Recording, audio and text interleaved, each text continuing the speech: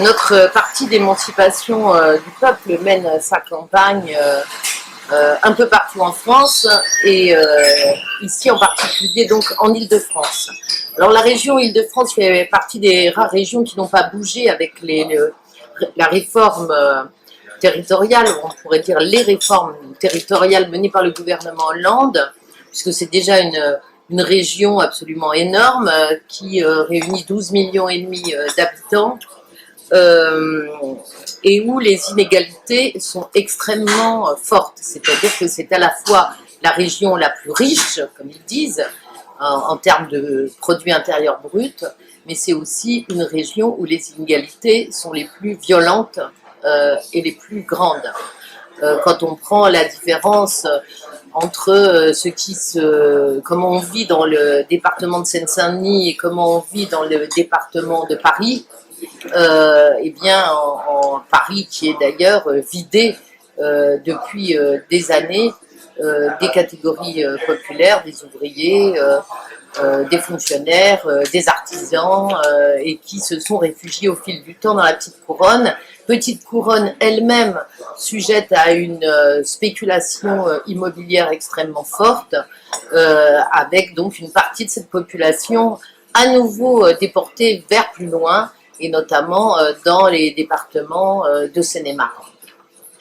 Donc ces inégalités ne risquent pas d'être comblées par les listes qui se présentent aux élections régionales pour plusieurs facteurs. D'abord parce que les éléments les plus récents sont constitués par la réforme territoriale menée par le gouvernement Hollande, à vitesse accélérée d'ailleurs, que nous nommons euro-régionalisation, puisque ces réformes territoriales répondent aux invitations, des recommandations de l'Union européenne afin d'alléger le millefeuille territorial et en réalité afin d'organiser autrement l'Union européenne.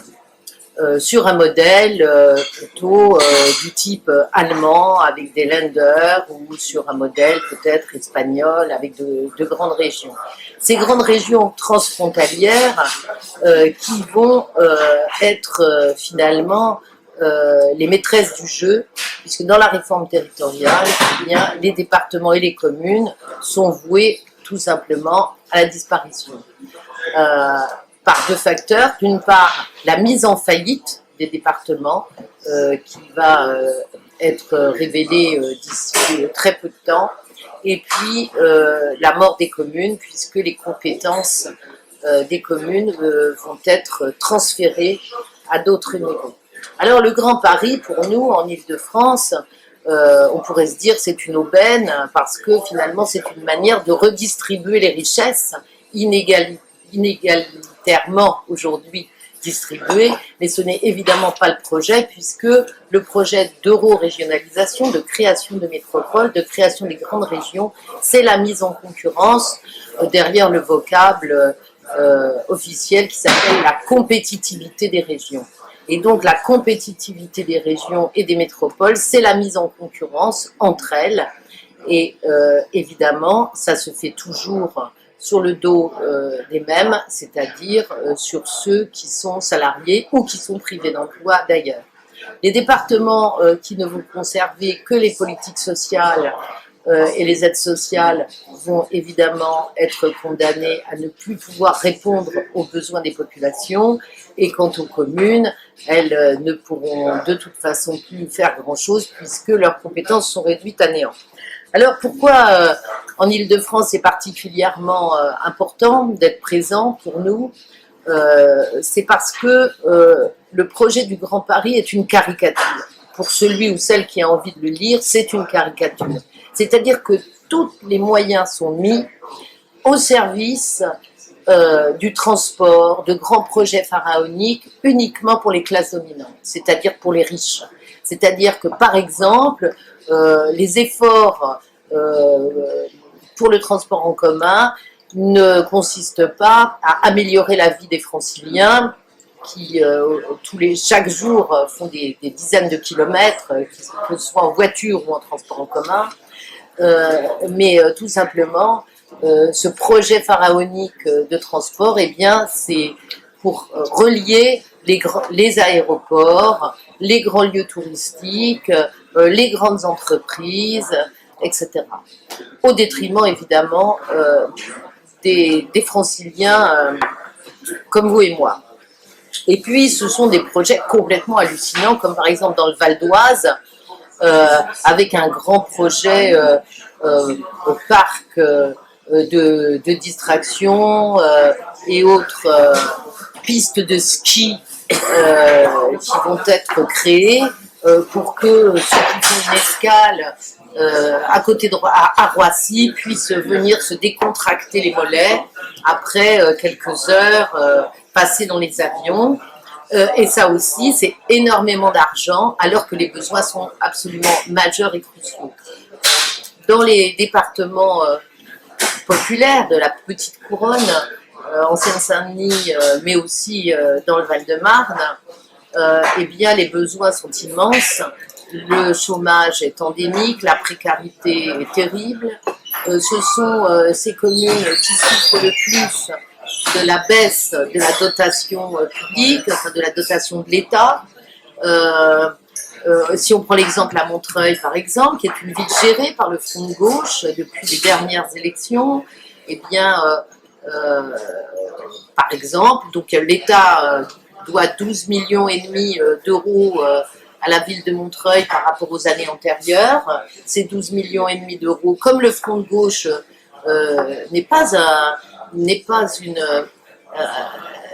parti ou n'est pas une organisation, n'est pas un front qui désobéit, il obéit sagement et donc il organise la paupérisation des services publics à Montreuil. Alors il y a des choses extrêmement simples et claires sur par exemple les centres de loisirs vont être fermés cette année pour la première fois de toute l'histoire de la ville de Montreuil.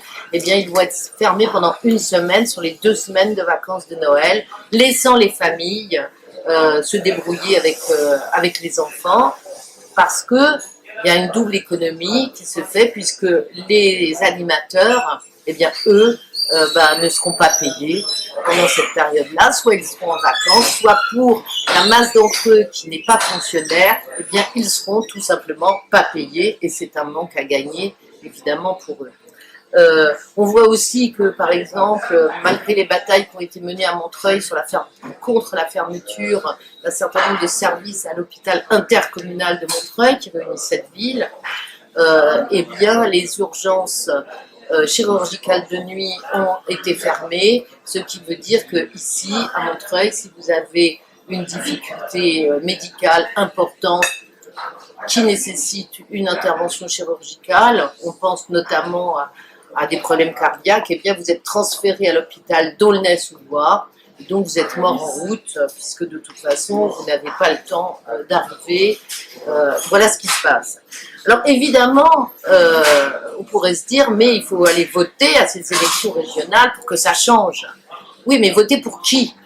Voter pour tous ceux qui sont d'accord avec ça, qui ne remettent pas les choses en cause, qui ne remettent pas le système en cause, qui ne remettent pas les injonctions de l'Union européenne en cause, qui ne remettent pas le libre-échange en cause, qui ne remettent pas les inégalités en cause, qui ne remettent pas le chômage comme système de contrôle social en cause. Non, il n'y a personne. Il n'y a personne. C'est la raison pour laquelle nous appelons à donner un carton rouge. Alors un carton rouge en disant que c'est un arbitrage populaire, c'est ce qu'on marque sur notre tract, hein. Votons carton rouge, arbitrage populaire, sortons-les du terrain. Oui, il faut les sortir du terrain. Pourquoi il faut les sortir du terrain? C'est pas par nihilisme, c'est pas parce que il faut faire brûler tout. C'est tout simplement, c'est parce qu'il faut dégager la place, parce que la politique, c'est l'affaire des citoyens. Et aujourd'hui, la politique, ce n'est plus l'affaire des citoyens, elle a été confisquée. Confisquée d'une part par la disparition de la souveraineté nationale, liée évidemment à l'emprise de l'Union européenne, à la mise sous tutelle de notre pays par l'Union européenne, mais elle a aussi été confisquée par ceux qui ont fait de la politique un métier, ce que nous ne sommes pas. Donc carton rouge.